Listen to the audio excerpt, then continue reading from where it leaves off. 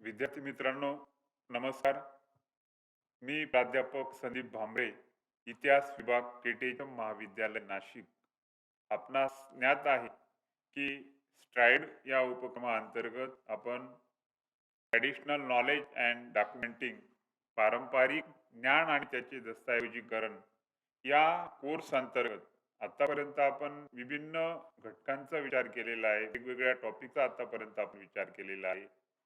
तर आज आपण ज्या नव्या टॉपिक संदर्भात विचार करणार आहोत, तत्पूर्वी याआधी आपण ज्या घटकाविषयी विचार केलेला होता, त्याची पूर्वपीठिका जी काही आहे ती आपण जाणून घेऊया.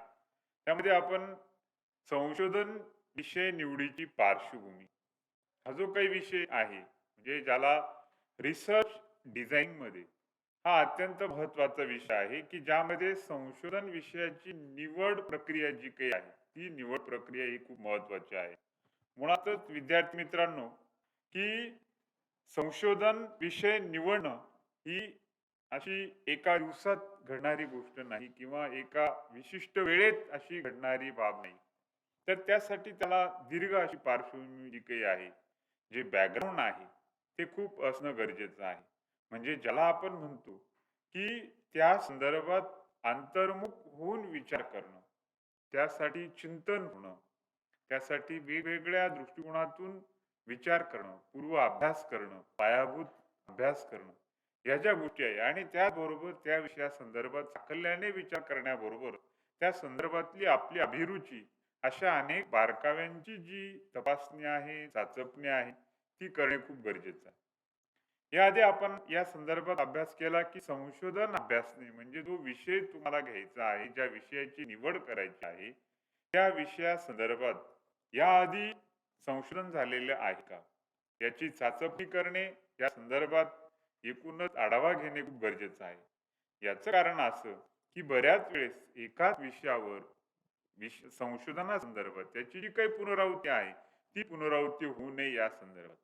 आणि म्हणून संशोधन विषय अभ्यासणे जो विषय आपण निवडलेला आहे, त्या विषयासंदर्भात याआधी झालेले जे काही संशोधन आहे, त्या संदर्भातील जी काही चाचपणी आहे, जो काही पडताळा आहे, तो घेणं खूप गरजेचं आहे.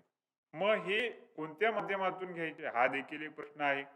आणि म्हणून आपल्या या विषयासंदर्भात जो विषय आपण निवडणार आहोत, त्या विषयासंदर्भात आधीच्या संशोधनाचा अभ्यास करण्यासाठी आपल्याला संशोधन पत्रिका उपलब्ध असतात आणि त्या संशोधन पत्रिकांच्या आधारे आपण या संदर्भात सविस्तर विचार करू शकतो, याविषयी अभ्यास करू शकतो. त्यानंतर अभ्यास विषयाची निवड, की यामध्ये आपण मुळातच जो विषय आपण घेणार आहोत, त्या विषयाची निवड करण्यापूर्वी त्या संदर्भात दूरदृष्टिकोन जो काही आहे तो महत्वाचा आहे. म्हणजे एखादा विषय संशोधनासाठी घेणे, याचा विचार करत असताना आपण ज्याला आपण दूरदृष्टिकोन हा शब्दप्रयोग याविषयी वापरलेला आहे. याचं कारण असं, की त्या संदर्भात आपण विषय निवड करताना त्या विषयासंदर्भात उपलब्ध असणारी साधन सामग्री, स्रोत जे काही आहे त्याचा विचार होणं गरजेचं आहे.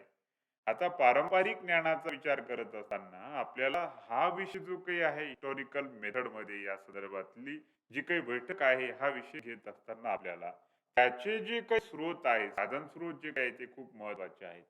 ते स्रोत किती प्रमाणात उपलब्ध आहेत याचा विचार करणं गरजेचं आहे. आणि या सगळ्यांचा एकूण जो काही साकल्यात्मक भाग आहे, विषय निवड प्रक्रिया, ती निवड प्रक्रिया म्हणजे एकूण हा संशोधन विषय जो काही आहे, म्हणजे रिसर्च डिझाईन जी काही आहे, त्या संदर्भातील संशोधनाचा एकूण जो काही आराखडा जो काही आहे, ती जी एकूण बैठक आहे, त्या संदर्भातील व्यवस्था जी काही आहे, याआधी आपण याविषयी सविस्तररित्या जे काही जाणून घेतलेलं आहे, त्याचा जो काही एकूण दृष्टिकोन आहे तो आपण अभ्यासलेला आहे. आणि म्हणून विषय संशोधन विषय निवड प्रक्रिया आणि त्याची पार्श्वभूमी याचा अभ्यास याआधी आपण केलेला आहे. त्यानंतर वळूया नव्या घटकाकडे. आज आपण विचार करणार आहोत ऐतिहासिक पद्धत, रिसर्च मेथड. आता याच्यामध्ये या रिसर्च मेथडमध्ये ही संशोधन पद्धतीमधील एक महत्वाची पद्धत म्हणजे हिस्टॉरिकल मेथड. आता याच्यामध्ये या विषयाचा अभ्यास आपण करण्यापूर्वी याआधी संशोधन म्हणजे काय, संशोधनाची जी काही एकूणच तात्विक बैठक आहे त्या संदर्भात विचार केलेला आहे. त्याच्यात पुन्हा की संशोधनाच्या व्याख्यात्मक विचार करताना याआधी आपण जसं विचार केला, की संशोधन म्हणजे नव्या तथ्यांची निर्मिती. त्याचबरोबर संशोधन म्हणजे जुन्या तथ्यांची पुनर्पडताळणी. दोन्ही गोष्टी आल्या. नव्या तथ्यांची निर्मिती पण आली आणि जुन्या तथ्यांची पुनर्पडताळणी पण आली. आता जसं एखादी गोष्ट अज्ञात आहे, माहिती नाही, ती माहिती करून घेणे हा जसा संशोधनाचा भाग आहे, ही जशी संशोधनाची वाट आहे, हा जसा संशोधनाचा मार्ग आहे, ही जशी संशोधनाची दिशा आहे, त्याच पद्धतीने जुन्या तथ्यांची पुनर्पडताळणी म्हणजे एखाद्या विषयासंदर्भात झालेले संशोधन हे 100% त्या संदर्भातील उकल झालेली नसेल किंवा माहिती समोर आली नसेल, काही भाग अज्ञात असेल आणि अशा संदर्भात पुनर्पडताळणी जी काही आहे ती गरजेची असते आणि म्हणून या दोन्ही गोष्टी खूप महत्वाच्या आहेत. तर ऐतिहासिक पद्धती जी काही आहे, या ऐतिहासिक पद्धतीचा विचार करण्यापूर्वी आपल्याला सामाजिक शास्त्र जे काही आहे, कारण ऐतिहासिक पद्धत ही सामाजिक शास्त्रामध्ये येते. आता सामाजिक शास्त्राचा विचार करत असताना आपल्या या संदर्भातील जी काही एक महत्वाची बाब आहे, की समाज हा परिवर्तनशील आहे. समाजात राहणारा मनुष्य, समाजात राहणारा समूह आणि एकूणच सामाजिकता ही बाब ही परिवर्तनशील आहे आणि म्हणून अशा परिवर्तनशीलतेचा अभ्यास हा सामाजिक शास्त्रामध्ये येतो आणि म्हणून या सामाजिक शास्त्रामध्ये ऐतिहासिक पद्धत जी काही आहे ती मूलभूत स्वरूपाची मानली जाते. ही एक सामाजिक शास्त्रातील जुनी पद्धत म्हणून ओळखली जाते. ही गुणात्मक तथ्य संकलनावर भर देणारी पद्धत म्हणजे ऐतिहासिक पद्धत होईल. आता याच्या आधी म्हणजे ज्या भूतकालीन घटनांचा अभ्यास करणार आहात त्या घटनांसंदर्भातील अवशेषांच्या आधारे जे संशोधन केले जाते, अवशेषांच्या आधारावर भर देऊन जे संशोधन केले जाते त्याला आपण ऐतिहासिक पद्धत असे म्हणतो. आता याच्यामध्ये आपणास ज्ञात आहे की ट्रॅडिशनल नॉलेजच्या अंतर्गत, पारंपरिक ज्ञानाच्या अंतर्गत आपण जेव्हा या गोष्टीचा एकूणच जो काही संलग्नीकरणाचा भाग विचार करतो या संदर्भात, तर त्याच्यामध्ये आपल्याला ही जी काही भूतकालीन बाब आहे, जे काही ज्ञान आहे, जी काही माहिती आहे, जे काही कौशल्य आहे, त्याचा विचार करताना आपल्याला म्हणजे घडून गेलेल्या गोष्टी, ते स्किल, ते कौशल्य याचा आपल्याला नव्याने विचार करणं गरजेचं आहे. म्हणून भूतकालीन या ऐतिहासिक पद्धती संदर्भात विचार करत असताना आपल्याला की भूतकालीन घटना ज्या काही आहेत त्या घटनांचा अभ्यास, आता यामध्ये घटना जी काही आहे त्या घटनेचा साकल्याने विचार करत असताना, विश्लेषणात्मक विचार करताना, संशोधनाच्या दृष्टिकोनातून विचार करताना आपल्याला काही बेसिक गोष्टी ज्या काही आहेत त्या माहिती असणं गरजेचं आहे. की कोणतीही घटना ही दोन घटकांशी निगडीत आहे. त्यातला महत्वाचा घटक म्हणजे एक व्यक्ती, दुसरा म्हणजे समाज. व्यक्ती किंवा समाजाची घटना निगडीत असते. आता याच्यामध्ये पुन्हा एक महत्वाची बाजू की घटना जी काही आहे त्याला त्या घटनेसंदर्भात बॅकग्राऊंड आहे. म्हणजे इव्हेंट्स जी काही आहे तिला बॅकग्राऊंड असते. म्हणजे कोणतीही घटना अशी नाही की जिला पार्श्वभूमी नाही. म्हणून घटनेला पार्श्वभूमी असते, घटनेला बॅकग्राऊंड नसते. तसं त्या घटने संदर्भातील स्वतंत्र भाग म्हणजे तिला स्वरूप, तिचं असणारं स्वरूप म्हणजे घटनेचे स्वरूप. दुसऱ्या म्हणजे घटना कशी घडलेली आहे तिचं स्वरूप जे काही आहे ते खूप महत्वाचं आहे. आणि तिसरी महत्वाची बाजू म्हणजे घटना घडल्यानंतर झालेले इम्पॅक्ट, म्हणजे घटनेचे जे काही पडसाद आहेत ते पडसाद, या सगळ्या गोष्टींचा विचार साकल्याने विचार हा ऐतिहासिक पद्धतीमध्ये होतो. म्हणून गुणात्मक तथ्य संकलनावर भर देणारी पद्धत म्हणून ऐतिहासिक पद्धत ओळखली जाते. की सामाजिक शास्त्रातील एक महत्वाची अशी पद्धत आहे. सामाजिक शास्त्रामध्ये संशोधनाच्या वाटेतील हा एक महत्वाचा दुवा आहे, हा एक महत्वाचा मार्ग आहे, ही एक महत्वाची दिशा आहे. आता या संदर्भातील सविस्तर जे काही विश्लेषण आहे ते आपण जाणून घेऊया की ह्या पद्धतीचे जे स्वरूप आहे, ऐतिहासिक पद्धतीचे स्वरूप हे मुळातच व्यापक स्वरूपाचे आहे. कारण याआधी विचार केल्याप्रमाणे आपण की घटनेचा विचार म्हणजे भूतकालीन घटना जिचा अभ्यास या पद्धतीद्वारे केला जातो. मग ही घटना जी काही आहे त्या घटने संदर्भातील व्यापकता जी आहे त्या व्यापकतेचा अभ्यास करत असल्यामुळे आणि त्याचा विचार होतो आणि म्हणून ऐतिहासिक पद्धती व्यापक स्वरूपाची मानली जाते. कारण घटनेसंदर्भातील घटनेचं बॅकग्राऊंड जाणून घेतल्याबरोबरच त्या घटनेचे जे इम्पॅक्ट आहे त्याचाही जे काही जसं आपण पाहतो की वलय जे काही आहे ते वलय देखील महत्वाचे ठरतात आणि म्हणून ही व्यापकता खूप महत्वाची आहे की या पद्धतीमध्ये दुसऱ्या बाजूला गुणात्मक अध्ययन जे आहे ते खूप महत्वाचे ठरते.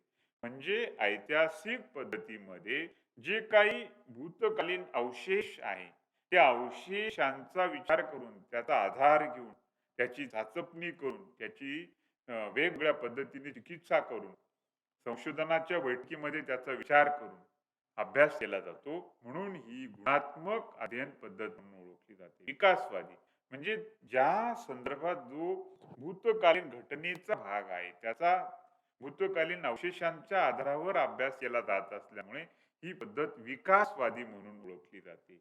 या पद्धतीमध्ये वर्णनात्मक अध्ययन केले जाते. म्हणजे एखाद्या घटनेच्या संदर्भातील सविस्तर विचार जो काही आहे तो विचार या पद्धतीमध्ये मांडला जातो. म्हणून ऐतिहासिक पद्धतीचं स्वरूप आपण विचारात घेत असताना की भूतकालीन घटना जी आहे त्या घटने संदर्भातील ह्या ज्या काही बाजू आहेत म्हणजे कोणतीही घटना जी आहे तिला बॅकग्राऊंड आहे, त्या घटनेला इम्पॅक्ट आहे म्हणजे तिला पडसाद आहेत, म्हणजे यामधील असे पर्पस आणि इम्पॅक्ट, हेतू आणि परिणाम या दोन्ही गोष्टी खूप महत्वाच्या आहेत. आणि या आधारावर ही जी काही पद्धत आहे ही पद्धत व्यापक स्वरूपाची मानली जाते. गुणात्मक दृष्टिकोनातून तिचा विचार होतो, विकासवादी मानली जाते आणि त्याचबरोबर वर्णनात्मक अध्ययनासाठी देखील ही पद्धत जी आहे एक महत्वपूर्ण मानली जाते. म्हणून या संदर्भातील स्वरूपाचा विचार करत असताना आपल्याला की सामाजिक शास्त्राच्या अध्ययनात ऐतिहासिक पद्धतीला जे स्थान आहे ते मूलभूत स्वरूपाचे मानले जाते.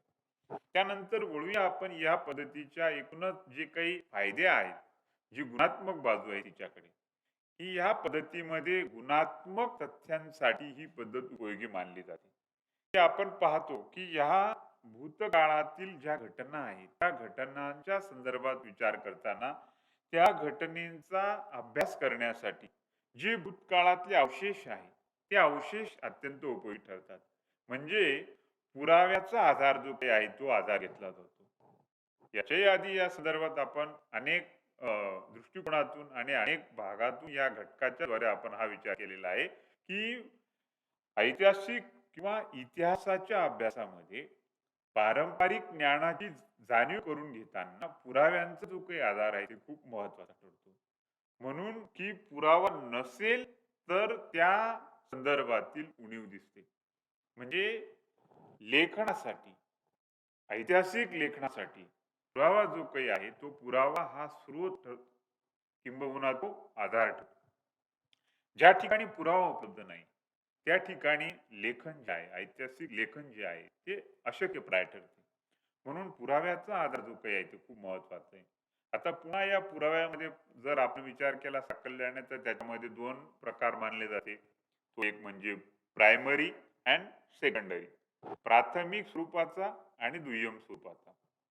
आता याच्यामध्ये पुन्हा या निकषामध्ये जर विचार केला की प्राथमिक स्वरूपाचा पुरावा म्हणजे की घटना घडत असताना लिहिले गेलेले साधन किंवा नजीकच्या काळात लिहिले गेलेले साधन त्याला म्हणतो आपण प्राथमिक स्रोत, प्राथमिक पुरावा, प्राथमिक साधन. दुसऱ्या बाजूला घटना घडल्यानंतर दीर्घ काळात किंवा स्मरणशक्तीच्या आधारावर लिहिले गेलेले साधन त्याला आपण दुय्यम साधन, दुय्यम पुरावा, दुय्यम स्रोत म्हणून ओळखतो. तर अशा या ऐतिहासिक पद्धतीमध्ये पुराव्याचा आधार घेतला जातो. किंबहुना पुराव्याच्या आधाराशिवाय लेखन जे काही आहे ते लेखन होऊ शकत नाही. म्हणून या संदर्भात ना साधन ना इतिहास, साधन नाही तर लेखन शक्य नाही. म्हणजे ज्या पद्धतीने न्यायाधीश न्यायदान करतो आणि तो न्यायदान करत असताना त्याला पुराव्याचा आधार घ्यावा लागतो. पुराव्याशिवाय तो न्यायदान करू शकत नाही. त्याचप्रमाणे ऐतिहासिक लेखनामध्ये जो पुरावा आहे, तो पुरावा, ते साधन, तो स्रोत हा पायाभूत स्वरूपाचा असतो. त्यानंतर अनुभवांची प्राप्ती हा एक खूप महत्वाचा जो काही बेस आहे, जो गुण आहे या ऐतिहासिक पद्धतीमध्ये, की अनुभवांची प्राप्ती. आता याच्यामध्ये ऐतिहासिक पद्धती म्हणजे ऐतिहासिक अभ्यासाद्वारे, घटनांच्या अभ्यासाद्वारे जो काही एक अनुभव विश्व जे काही आहे, ते अनुभव विश्व विस्तीर्ण होण्यासाठी मदत होते. याचं कारण असं आहे, जसं इतिहासकार असे म्हणतात, की इतिहास म्हणजे वर्तमान काळ आणि भूतकाळ यांच्यातील कधीही न संपणारा संवाद. हा अखंडित संवाद आहे, ज्या संवादाला अंत नाही. म्हणून अशा अनुभवांची जी प्राप्ती आहे, ती अनुभवांची प्राप्ती यामध्ये उपयुक्त ठरते. घटनेचा अभ्यास करताना याचा एक थोडासा विश्लेषण आणि याचा वाप जो काही आहे सविस्तररित्या आपण जाणून घेऊया, की घटनेचा अभ्यास करत असताना त्या घटनेद्वारे जो काही नियम जन्माला आलेले, तात्विक स्वरूपाचा विचार करताना आपल्याला, आणि हा विचार असणं खूप गरजेचं आहे, की यामध्ये हिस्टॉरिकल इव्हेंट असो किंवा ट्रॅडिशनल नॉलेज असो, या दोन्ही गोष्टींचा आपण साकल्याने आणि समन्वयात्मक दृष्टिकोनातून विचार करताना ही गोष्ट आणि या संदर्भातील जाणीव खूप महत्वाची आहे, की या अनुभव जो एक्सपिरियन्स आहे तो खूप महत्वाचा आहे. मुळातच मनुष्य प्राणी हा खऱ्या अर्थाने त्याला शहाणपण प्राप्त होतो ते एक्सपिरियन्स अनुभवाद्वारे. म्हणूनच इतिहास ही मानवाला शहाणी बनवणारी विद्याशाखा म्हणून ओळखली जाते. याचं कारण म्हणजे हे, की याद्वारे, या अभ्यासाद्वारे, मग ऐतिहासिक पद्धत किंवा या संदर्भातील घटनांच्या अभ्यासाद्वारे जी अनुभवांची प्राप्ती होती, ती अनुभवांची प्राप्ती खूप महत्वाची ठरते. ही घटना ही नियम जन्माला देते, घटना ही तत्व जन्माला देते, घटना ही सामान्यीकरण निर्मित करते. आणि या संदर्भातला विचार जो काही आहे तो होणं खूप गरजेचं आहे. आणि त्या दृष्टिकोनातून या पाहणे हे देखील महत्वाचे. म्हणजे त्या घटनेतून जन्माला आलेले तत्व, त्या घटनेद्वारे जन्माला आलेला नियम, त्या घटनेद्वारे जन्माला आलेले सामान्यीकरण, याच्या आधारावर यांची जी काही समन्वयता आहे, म्हणजे ज्याला आपण याच्या आधी विचार केल्याप्रमाणे ज्याला प्रमेय देखील म्हणतो, प्रमेयांची मांडणी जी काही ती खूप महत्वाची ठरते. आणि अशी जी काही सामान्यीकरण आहे, असे हे जे काही तत्व आहे, की जे संशोधनाअंती निर्माण झालेले किंवा घटनेच्या अभ्यासाअंती निर्माण झालेले, ते खूप महत्वाचे ठरले. आणि हीच नियम, हे सामान्यीकरण, हे तत्व, हे आपल्या जीवन उपयोगी ठरतात. ज्याला आपण, की संशोधनाचा उपयोजनात्मक पातळीवर विचार व्हावा, हे असं अलीकडच्या काळामध्ये याला खूप महत्व आहे. म्हणजे झालेले संशोधन हे समाज उपयोगी कसं ठरेल, झालेले संशोधन हे व्यक्ती उपयोगी कसे ठरेल, झालेले संशोधन हे अनेक समस्यांची उकल करण्यासाठी कसं ठरेल, म्हणून याला संशोधनाचा उपयोजनात्मक विचार, संशोधनाचा इम्प्लिमेंट लेवलला उपयोग जो काही आहे तो खूप महत्वाचा आहे. आणि त्याची जी पोकळी आहे, त्याची जी उणीव आहे ती दूर करण्यासाठी हे खूप महत्वाचं ठरतं. अनुभवांची प्राप्ती आणि, की या संदर्भातील अनुभवांची जी प्राप्ती आहे, जे एक्सपिरियन्स आहे, ते एक्सपिरियन्स खूप महत्वाचे ठरते. आणि म्हणून ऐतिहासिक पद्धती या अंगाने फायदेशीर ठरते, ती गुणात्मक दृष्टिकोनातून या अंगाने उपयुक्त ठरते.